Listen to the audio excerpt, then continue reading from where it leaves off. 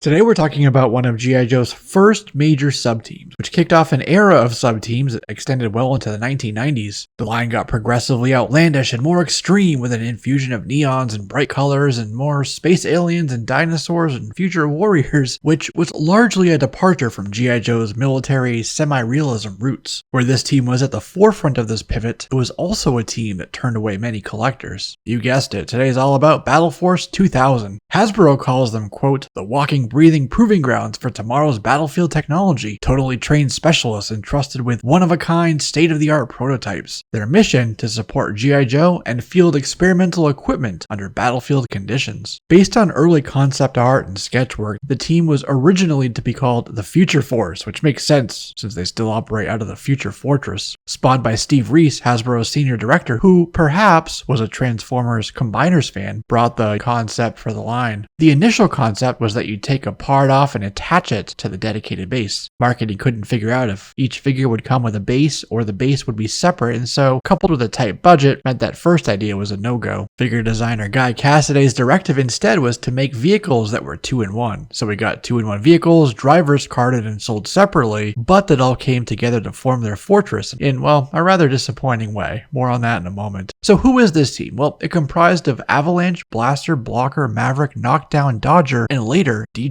Avalanche was born in Madawaska, Maine as Ian Costello. He joined the United States Army and specialized as a 19-kilo armored vehicle driver and cold weather survival driver. Based on his prototype profile, Avalanche was almost called names like Chill Out, Glacier, and North Wind. Avalanche was tasked with driving and operating the Dominator snow tank. Guy Cassiday says this vehicle was inspired by a vehicle from the Space 1999 show, referring to their laser tanks. The Avalanche splits into two vehicles, one a snow vehicle and the other a battle emplacement. That left the 6x6 vehicle to drive around, which looks sort of like France's AMX-10 RCR combined with an M109 Paladin turret on top, or a 6x6 variant of the now retired Striker mobile gun system, or one of those fire support vehicles mounted on a BTR hull. The Dominator is armed with two Twin Terror pivoting 7.62mm machine guns and a Battle Dog 152mm XM175 gun/missile launcher. The concept of a snow tank is one that would have never made it out of the experimental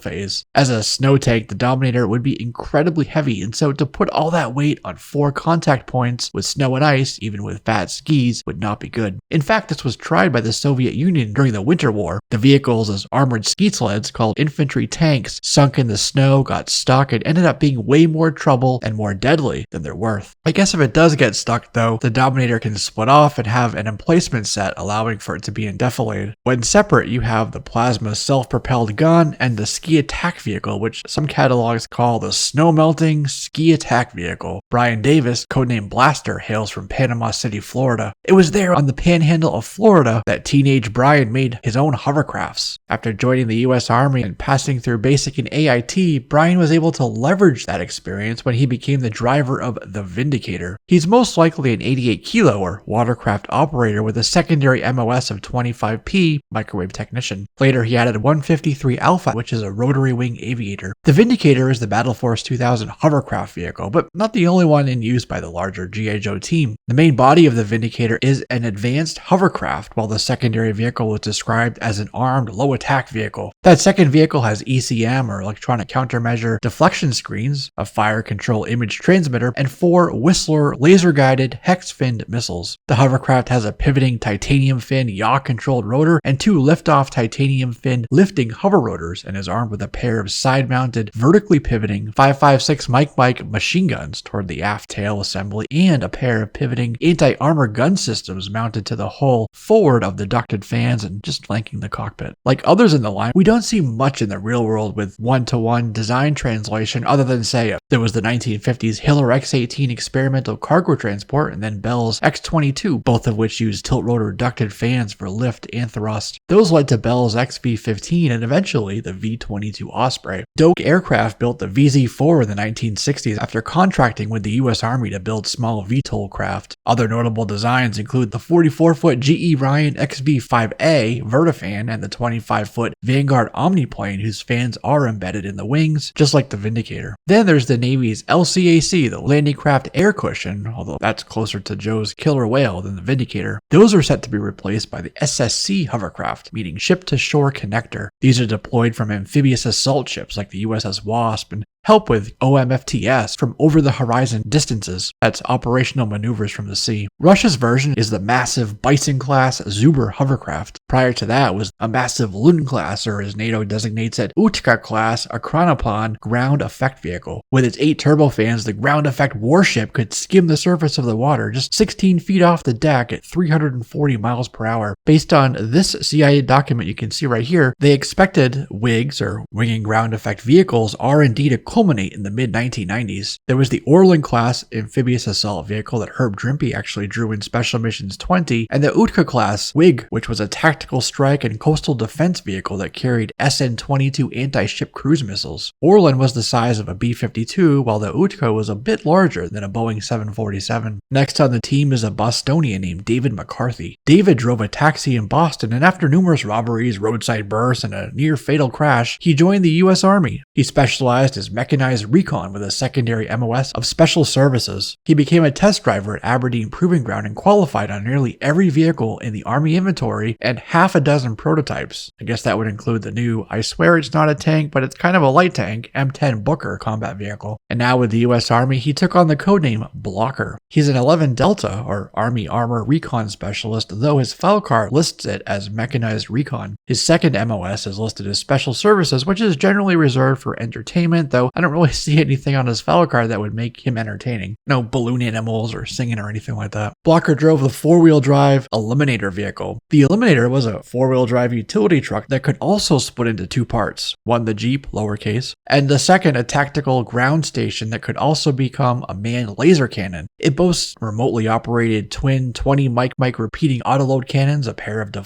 sound deflector pivoting laser guns, a FLIR directed laser cannon, and 6 Wasp OG-6 optically guided surface-to-air missiles. It has a pusher mounted on the front bumper, a roll cage over the driver, and is pushed forward with a blowback turbocharged 500 horsepower diesel engine. The Eliminator looks a bit like a M38 Jeep with a recoilless rifle mounted on the back. Though, based on the front, I'd say it's closer to a Series 1 Land Rover like this one here with no top. This one even has twin Vickers mounted over the front quarter panel. Thomas Kiley was born in Ida Groves, Iowa. His mom flew an old Stearman biplane as a crop duster, and she'd put him in there lying around all day. Tom was just enjoying the wind. And so he was comfortable in a cockpit, even as a baby. When he was old enough, he joined the U.S. Air Force and graduated from USAF Academy at the top of his class. He then became an 11F1 Air Force fighter pilot and 11E1 Air Force experimental test pilot and took on the call sign Maverick, Pete Mitchell's call sign from Top Gun the year prior. He volunteered to fly and test every experimental demonstrator that came onto the flight line, and he became one of the very few pilots to qualify on and operate the entire range of multifunction programmable keyboard controls, voice control weapon systems, and open loop cybernetic, or sometimes biocybernetic, situations analysis computers. It's why his second MOS on his file card is listed as computer technology. Maverick's name was almost Patterson D. Wright, a reference to Wright Pat Air Force Base, and Hasbro played with call signs for him like Cloudbuster, Cloudjammer, Mockbuster, and Vortex. As a pilot with G.I. Joe, he flies the Vector. He's the squad leader from the air and works with Sergeant First Class Dodger as the ground leader. Like the others on the sub-team, the Vector jet also splits into 2 components. The main part is the fighter jet, while the second is an armed battle turret. The Vector is powered by a BF-406 28,000-pound thrust reheated turbofan engine, directed by an inertial navigation and flight control computer, early warning radar screens, and an optically coded heads-up display. It's armed with dual quick blast 7.62mm repeating autoload machine guns, wing-mounted AFC 20mm cannons, and AIM-33 Narrow Sparrow air-to-air missiles. The battle turret is also called a round-off surveillance ballistics pod. The removable battle turret housed on the aft section of the jet is not something we see on planes today. However, it was a popular add-on during World War II, but their primary use was on large bombers like the B-17. However, there was one fighter jet, and that was the Boulton-Paul Defiant, used by the number 264 RAF Squadron, which was first used in 1939 as the German Blitzkrieg moved into France, and later too during the evacuation of Dunkirk, and it racked up a lot of Luftwaffe kills, exemplifying its night fighter role. The rest of the design harkens back to the Delta Wing concept art from the 1970s and 1980s that I've talked about in quite a few videos. Blaine Gonzalez comes from San Francisco, California. His 1991 Impel trading card calls him Elvis Gonzalez, though. When he was old enough, he joined the Army and became 11 Bravo infantry and a microwave technician, also 25 Papa. That trading card replaced 11 Bravo with an anti-aircraft gunner MOS, likely 14P, an AMD crew member, but we'll just say 14 series. Blaine took on the codename Knockdown, but had played with names like Swatter and Flytrap before landing on Knockdown. He became a member of the test crew for a self-propelled anti-aircraft gun called the M247 Sergeant York Divatter, Division Air Defense. Sergeant York began in the late 1970s with first deliveries made in 1980.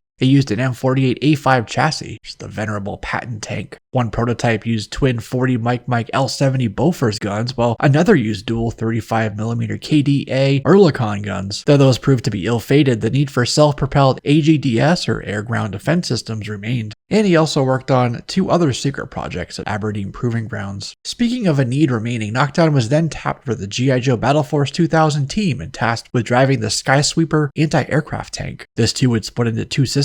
One was the main tank, while the second deployed as an armored sentry post or an outpost tactical personnel protection remote control battle station. It featured aft-mounted rerun dual 20 Mike autoload cannons, 2 mounted Zap energy laser guided weapons, 4 Jane, meaning jam and neutralize enemy radar homing tactical missiles, along with its endo-atmospheric defense scanner radar. Self-propelled AA systems are used quite frequently by the militaries of the world, mostly for medium and short-range air defense, especially now with the proliferation of drone and UAV activity on the battlefield. They're equipped with the 35mm Oerlikon cannon, 35mm Bushmaster autocannons, 40mm Bofors autocannons, stingers, manpads, and most recently, lasers. They're typically built on either tank or IFE chassis, and there's not really anything that is similar to the Skysweeper design. However, there is that Japan gun tank Type 87 self-propelled AA gun, which got its name from the design similarity of the Mobile Suit Gundam anime. The Type 87 is dubbed Sky Shooter, not too dissimilar to Skysweeper. There's also Russia's Tunguska, though I'd say that's more closely aligned with Sergeant Slaughter's Equalizer. Style-wise, and this would be relevant to Battleforce 2000's mission statement, we'd have to turn to RCVs or robotic combat vehicles. Most notably, Kinetic's RVC-L would have limited lethality on board, due to the L being a light designation.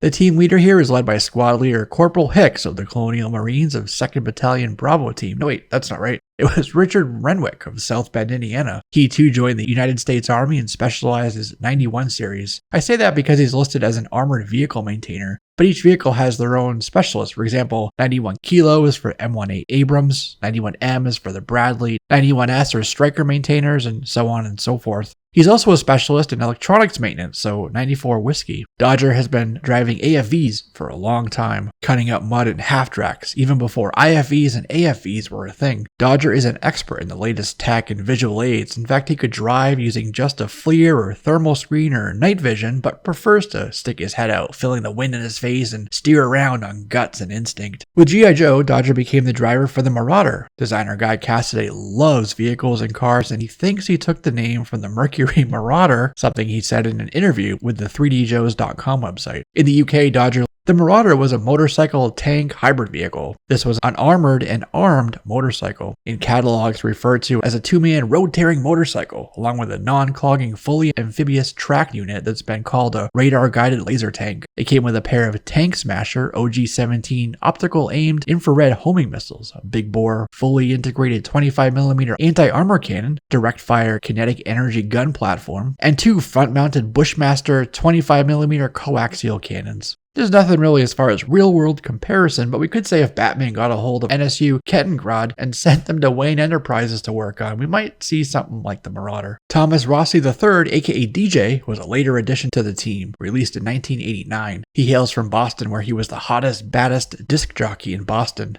It's where he cut his teeth on sophisticated, complicated AV equipment. When he joined the Army, he became 11 Bravo and 25 Charlie, infantry, and a radio operator maintainer. When he came to the G.I. Joe team, he was the designated Comm Tech Trooper. That same year, there was the Pulverizer vehicle, so let's give it to DJ, even though recoil is on the box art. Hey, they're both 25 Charlie specialists. Parts of all of those 6 original vehicles could combine to form the Battleforce 2000 Future Fortress. As it says in the catalog from the time, together these 6 highly advanced attack units units, forming the most indestructible stronghold in the entire G.I. Joe arsenal, the Battleforce 2000 Future Fortress. It said that it could repel a full-scale Cobra attack, then return fire to decimate the attack force. This could have been 1988's Destro subteam, Iron Grenadiers, who happened to have the Battleforce 2000 logo emblazoned on their boxes and their cards. Unfortunately, the thing that disappointed and turned away many fans was that the Fortress parts don't snap together. You just have to sort of stick them next to each other. Coupled with having to find the vehicles and drivers separately, this all led to a lot of annoyed G.I. Joe fans. Battleforce 2000 first appeared in comic book form with Larry Hama and Marvel Comics' G.I. Joe A Real American Hero, issue 68. This was at a time when Cobra Commander the Baroness and their Cobra forces were in the frozen land of Fruzenland, helping Prime Minister Wolf repel the reindeer hunters' revolt. Little did he know that the Terradromes he'd recently bought were emitting paranoia and fear waves, which insidiously sowed discord among the populace of Fruzenland. This was at the same time that a G.I. Joe team was conducting maneuvers in the area. Wild Bill and Slipstream were in a transport plane at the airport and dropped off Covergirl and Backstop in a persuader to have a direct exchange with the Baroness column of Hiss tanks, followed by an Ostriker that had Hawk and Iceberg on board, and the Snowcat, driven by Duke and Frostbite. They were able to punch through and headed out into the frozen land to seek cover and regroup. Meanwhile, Battleforce 2000 was running their own op in the same AO. When we first meet the team, Blaster and Blocker are on a nearby hill reconning a Terradrome. The low-frequency radio waves started affecting the team, and they began bickering, which led to an all-out brawl for anyone without headphones or ear protection on. They cleared that up with a boombox, though, to mess up the signal. Later, when the Joe team was pinned by the Baroness and her squadrons of Ice Vipers and Wolves and Maggots and Mambas, Battleforce 2000 showed up to save them and repel Cobra with the Vindicator and Vector on CAS, or close air support duties. It turns out that the team was there to protect Battleforce 2000, but they were the ones who ended up needing to be saved. And we don't see it, but they took out all the Terradromes first before the grand Deus Ex Machina moment. They then set up the Future Fortress, which helped repel another Mamba aerial attack. In the next issue, the Joes were in Rio Vista, the capital of the South American country of Sierra Gordo. Interestingly, Maverick is with Wild Bill and Crazy Legs in the C-130 Hercules, and not with his own team. Battleforce 2000 joined the Civil War on Cobra Island as the designated Mechanized Assault and Combat Combined Aviation Group. Maverick and his Vector flew in formation with Wild Bill's Tomahawk to pound Zartan's location, which allowed Lifeline Doc and the team to safely evac the wounded. They then engaged in a dogfight with a flight of Mambas, followed by squadrons of Fangs and Rattlers that filled up the sky. The Marauders rolled on Serpentor and his Baroness strapped his tank, with Dr. Mindbender on as a passenger. In issue 81, the team was at Aberdeen Proving Grounds in Maryland training, and though they won the round, Duke told them they really needed to start working better as a team and watching out for each other. Afterward, Duke tasked them with investigating a Dreadnought sighting in New Jersey. Battleforce 2000 smashed through a toll booth on the New Jersey Turnpike and ended up in a police chase with multiple police units. That was short-lived, but the action put them in contact with the Dreadnoughts. They tracked Zanzibar and his air skiff to the other Knox, but were ambushed near Broker Beach on the Jersey shore. In town and surrounded by police, the Skysweeper shot Zanzibar right out of the sky, and he crashed onto a police car, leading to both teams being arrested. Larry wasn't exactly a fan of the team, so when the mandate to include them to push toy sales was lightened, he left them off the board until issue 113 in the summer of 1991. This was during the Battle of Benzene, a conflict that brought the realism of war home. As such, it's left an indelible mark on G.I. Joe fans that has lasted decades. Battleforce 2000 was in the middle of the Emir of Benzene's oil storage area advancing on the enemy. It was a gambit that Cobra wanted the oil so they wouldn't destroy the oil field, and therefore they could use the field as cover to push up. The team staged for a forward assault in the storage area, which is when we meet a new member, DJ, for the first time. At go time, they were rerouted to Abu Talib Square to relieve Recon Team Bravo. As they made their way through the oil reserve field, Cobra Commander had a Televiper order an artillery barrage fired for effect on the team's position. Nearly the entire team was immediately KIA in the massive blast that followed. Even DJ, who died right next to Dodger, who somehow was the only one to survive. Dodger then went on a rampage to the Cobra forces before RTBing back to their FOB.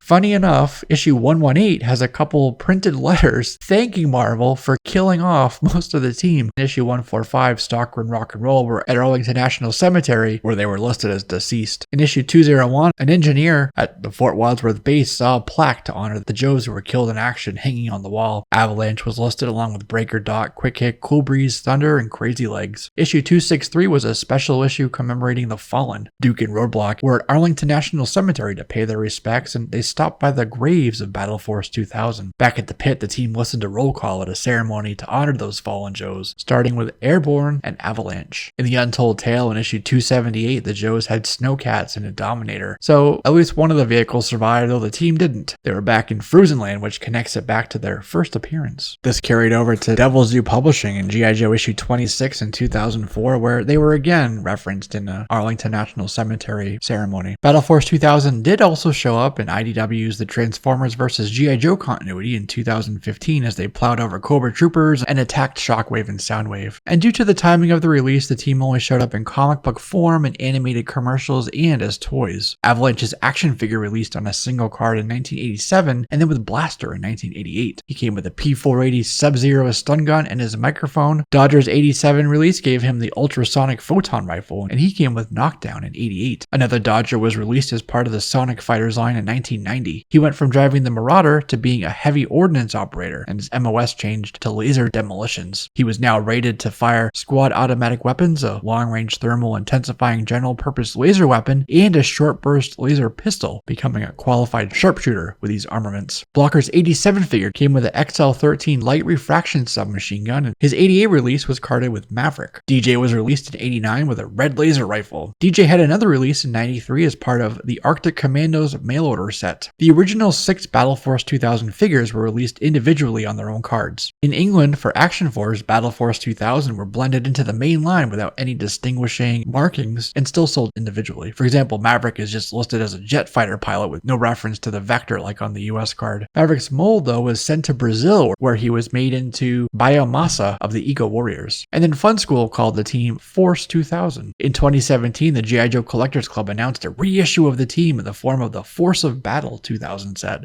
That's where they got the Vector X-36 jet, a redo of the X-30 Conquest. And with that, that's a wrap on this one, my friends. I'm Jesse, this is JLS Comics, and I'll see you soon.